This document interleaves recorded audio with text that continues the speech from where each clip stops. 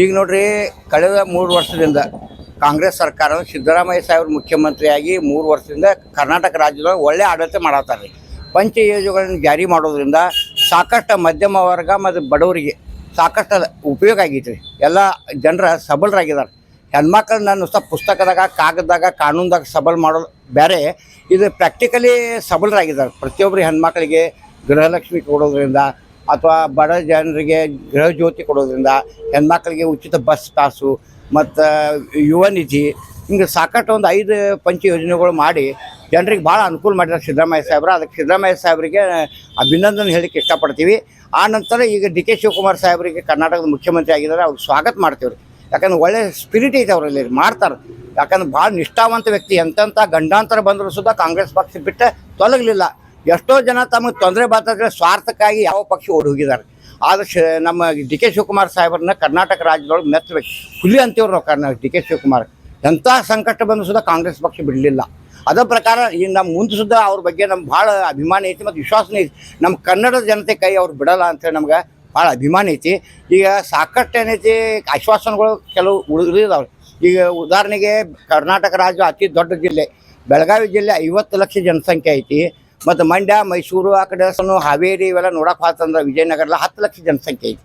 ನಮ್ಮ ಬೆಳಗಾವಿ ಜಿಲ್ಲೆ ಭಾಳ ವಿಶಾಲವಾದೈತಿ. ಇದು ಒಡೆದ ಚಿಕ್ಕೋಡಿ ಪ್ರತ್ಯೇಕ ಜಿಲ್ಲೆ ಆಗಬೇಕಂತ ಸಂಜೀವ್ ಬಡಿಗೇರಿ ಅವ್ರ ನೇತೃತ್ವದೊಳಗೆ 25 ವರ್ಷದಿಂದ ಹೋರಾಟ ನಡೆಯುತ್ತೆ. ಅದಕ್ಕೆ ಇದನ್ನು ಈಗಿನ ಮುಖ್ಯಮಂತ್ರಿ ಸಾಹೇಬ್ರ ಕಡೆ ಗಮನ ಹರಿಸಬೇಕು. ಮತ್ತು ನಮಗೇನು ಅನ್ಯಾಯ ಆಗಲಿದೆ ಚಿಕ್ಕೋಡಿ ಉಪವಿಭಾಗ ಜನರಿಗೆ, ಅದಕ್ಕೆ ಕೂಡಲೇ ಚಿಕ್ಕೋಡಿಯನ್ನು ಜಿಲ್ಲಾ ಘೋಷಣೆ ಆಗಬೇಕು. ಅದಲ್ಲದೆ ಈಗೇನಿದೆ ರೈತರ ಸಾಲ ಮನ್ನಾ, ಭಾಳ ವರ್ಷದಿಂದ ಸಾಲ ಮನ್ನಾ ಆಗಿಲ್ಲ. ರೈತರು ಏನಿದೆ ಸಾಲದಾಗ ಕೊಳ್ಯಾಕತ್ತಿದ್ದಾರೆ. ಮತ್ತು ಸರಿಯಾಗಿ ಬೆಳೆ ಇಲ್ಲ, ವಾತಾವರಣ ಸರಿ ಇಲ್ಲ. ಮತ್ತು ರೈತರ ಬೆಳೆಗಳಿಗೆ ಏನಿದೆ ಬೆಲೆ ಇಲ್ಲ, ಮಾರುಕಟ್ಟೆದೊಳಗೆ ಬೆಲೆ ಇಲ್ಲ. ಮತ್ತು ಅವ್ರಿಗೇನು ಗೊಬ್ಬರ ಹಾಕ್ತಿದ್ವಿ, ಗೊಬ್ಬರ, ಲೇಬರ್ ಎಲ್ಲ ಖರ್ಚುಗಳು ಹೆಚ್ಚಾಗಿದ್ದಾವೆ. ಹೀಗಾಗಿ ರೈತರಿಗೆ ಏನು ಉಳ್ಯಾನಿಲ್ಲ. ಅವ್ರು ಬದುಕಬೇಕಾದ್ರೆ ರೈತರ ದೇಶದ ಬೆನ್ನೆಲುಬು. ಅದಕ್ಕೆ ರೈತರು ಉಳಿಬೇಕಾದ್ರೆ ರೈತರ ಯಾವಾಗ ಸದೃಢ ಆಗಬೇಕು. ರೈತರು ಸದೃಢ ಆಗಬೇಕಾದ್ರೆ ನಮ್ಗೆ ಡಿ ಕೆ ಶಿವಕುಮಾರ್ ಹೊಸ ಮುಖ್ಯಮಂತ್ರಿ ಸಾಹೇಬ್ರು ಏನಿದೆ ರೈತರ ಸಲುವಾಗಿ ಹೊಸ ನೀರಾವರಿ ಯೋಜನೆಗಳು ಜಾರಿ ತರಬೇಕು.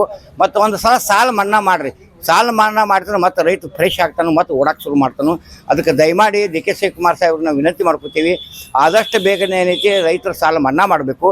ಮತ್ತು ಉದ್ಯೋಗ, ಶಿಕ್ಷಣ, ಆರೋಗ್ಯ ಕಡೆ ಹೆಚ್ಚು ಗಮನ ಕೊಡಿ. ಉದ್ಯೋಗ ಏನೈತಿ, ಹುಡುಗರ ಸಾಕಷ್ಟು ಕಲ್ತಿದ್ದಾರೆ. ನಿರುದ್ಯೋಗಿ ಸಮಸ್ಯೆ ಭಾಳ ಐತಿ. ಉದ್ಯೋಗದಾಗೆಲ್ಲ ಹುಡುಗರ ತಿರುಗಾಡಕ್ಕದಾವು. ಹುಡುಗರ ಉದ್ಯೋಗದಾಗ ಇರಬೇಕು. ಇಂದ ಅಪ್ಪ ಅವ್ವ ಬಯಸ್ತಾರೋ ಮಗನ ಕಲಿಸಿದಾನು ಖಾಲಿ ಅದ ಇಂಥದ್ದು ಬೇಡ. ಸ್ವಲ್ಪ ಪಗಾರ ಸಿಗಲಿ. ಪೊಲೀಸ್ ಡಿಪಾರ್ಟ್ಮೆಂಟ್ ಸಾಕಷ್ಟು ಹುದ್ದೆಗಳು ಖಾಲಿ ಅದಾವು. ಎಲ್ಲ ಇಲಾಖೆದ ಹುದ್ದೆಗಳು ಖಾಲಿ ಅದಾವೆ. ನೀವು ಪಗಾರ ಕಡಿಮೆ ಕೊಡ್ರಿ, ಖರೆ ಎಲ್ಲ ನಮ್ಮ ಹುಡುಗರನ್ನ ಭರ್ತಿ ಮಾಡ್ಕೊಡ್ರಿ. ಎಲ್ಲ ಇಲಾಖೆಗಳಂತ ಹೊಸ ಭರ್ತಿ ಮಾಡ್ಕೊಂಡು ಅವ್ರಿಗೆ ಉದ್ಯೋಗ ಕೊಡ್ರಿ, ಶಿಕ್ಷಣ ಕೊಡ್ರಿ, ಒಳ್ಳೆ ಶಿಕ್ಷಣವಾಗಿ ಉಚಿತವಾಗಿ ಕೊಡ್ರಿ. ಮತ್ತು ಆರೋಗ್ಯ ದೃಷ್ಟಿಯಿಂದ ಆರೋಗ್ಯಕ್ಕೆ ಭಾಳ ಪ್ರಾಬ್ಲಮ್ ಐತಿ. ಬಡವರಿಗೆ ದವಾಖಾನೆ ರೊಕ್ಕ ಹಾಕೋ ಪರಿಸ್ಥಿತಿ ಇಲ್ಲ.